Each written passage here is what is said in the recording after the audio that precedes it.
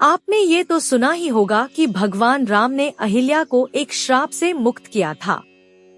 अहिल्या को अभिशाप किसी और ने नहीं बल्कि उनके ही पति गौतम ऋषि ने दिया था, क्योंकि जब एक बार गौतम ऋषि अपनी कुटिया से बाहर गए हुए थे, तभी उस समय देवराज इंद्र गौतम ऋषि का भेष बदलकर अहिल्या के समीप गए।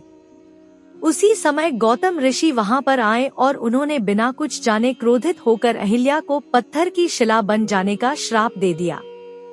अहिल्या का विवाह गौतम ऋषि से होने पर इंद्रदेव क्रोधित हो गए थे, इसलिए उन्होंने भेष बदलने का कदम उठाया था। पौराणिक कथाओं के मुताबिक अहिल्या एक बहुत ही सुंदर स्त्री थी।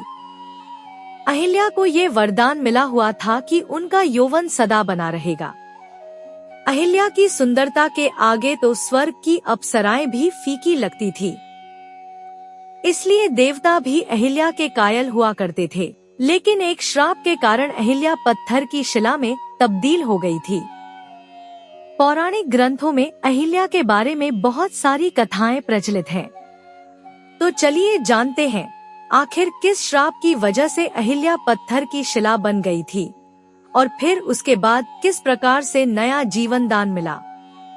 पौराणिक ग्रंथों में अहिल्या की उत्पत्ति ब्रह्मा जी से बताई जाती है, इसलिए अहिल्या को ब्रह्मा जी की मानस पुत्री भी कहा जाता है।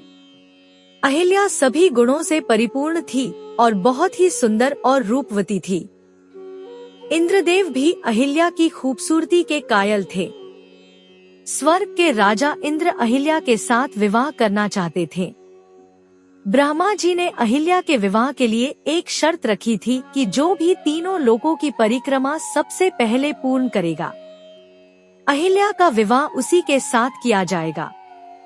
गौतम ऋषि और इंद्रदेव के साथ अन्य देवताओं ने भी अहिल्या से विवाह करने के लिए तीनों लोकों की परिक्रमा शुरू की, लेकिन गौतम ऋषि ने परिक्रमा के दौरान एक गर्भवती कामधेनु गाय की परिक्रमा की, जिसके कारण ब्रह्मा जी ने कहा कि कामधेनु गाय तीनों लोकों से भी श्रेष्ठ है।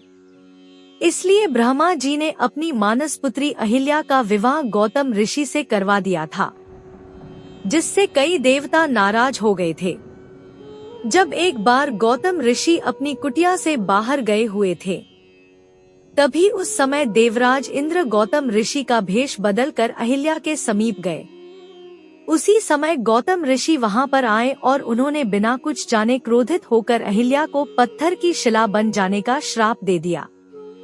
गौतम ऋषि के श्राप के कारण अहिल्या पत्थर की शिला बन गई और रामायण काल में जब राम और लक्ष्मण वन विहार करते समय गौतम ऋषि के आश्रम के समीप पहुँचे, तब श्री राम जी के चरण लगते ही पत्थर की शिला बनी अहिल्या फिर से अपने स्वरूप में आ गई।